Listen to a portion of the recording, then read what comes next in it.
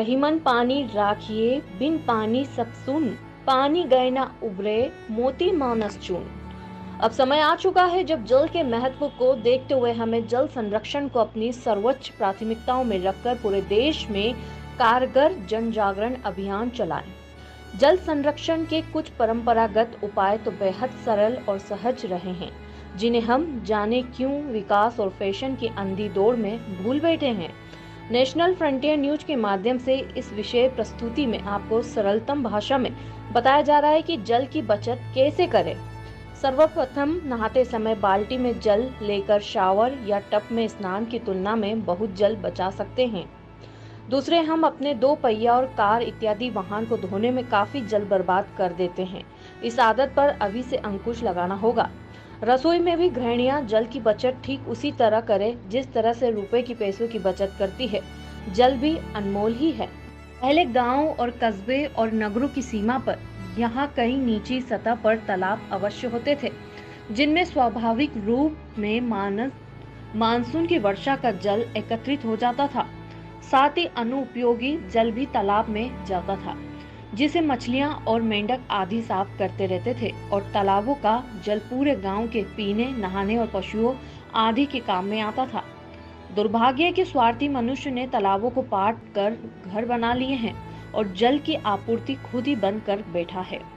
जरूरी है कि गांव और कस्बे और नगरों में छोटे बड़े तालाब बनाकर वर्षा का जल का संरक्षण किया जाए।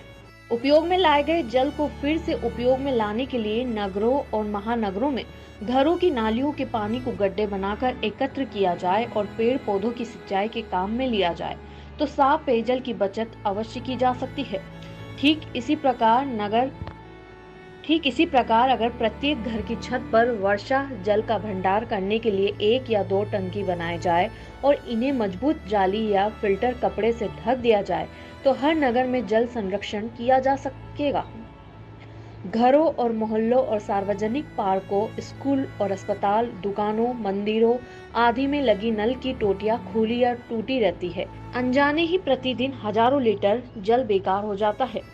इस बर्बादी को रोकने के लिए नगर पालिका एक्ट में टोटियों की चोरी को दंडात्मक अपराध बनाकर जागरूकता भी बढ़ानी होगी।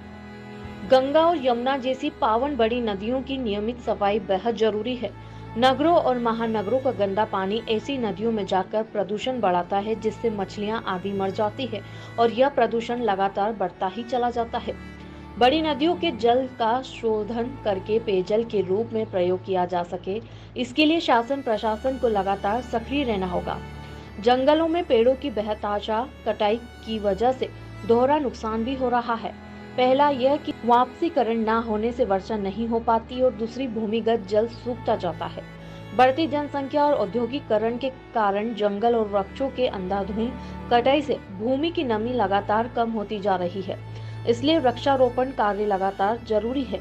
पानी का दुरुपयोग हर स्तर पर कानून के द्वारा प्रचार माध्यमों से कारगर प्रचार करके और विद्यालय में पर्यावरण की ही तरह जल संरक्षण विषय को अनिवार्य रूप से पढ़ाकर रोका जाना बेहद जरूरी है।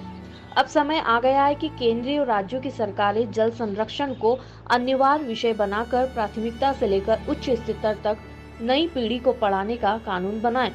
निश्चय जल संरक्षण आज के विषय समाज की सर्वोपरि चिंता होनी चाहिए, चूँकि उदार प्रकृति हमें निरंतर वायु, जल, प्रकाश आदि का उपहार देकर उपकृत करती रहती है। लेकिन स्वार्थी आदमी सब कुछ भूलकर प्रकृति के नैसर्गिक संतुलन को ही बिगाड़ने पर तुला हुआ है। आखिर में हम अपने दर्शकों से अपील करते हैं कि जल ही जीवन है। अगर जल जो ना होता तो ये जग जाता जल। जल है तो कल है, जल का सदुपयोग करें। Bureau report, Indore.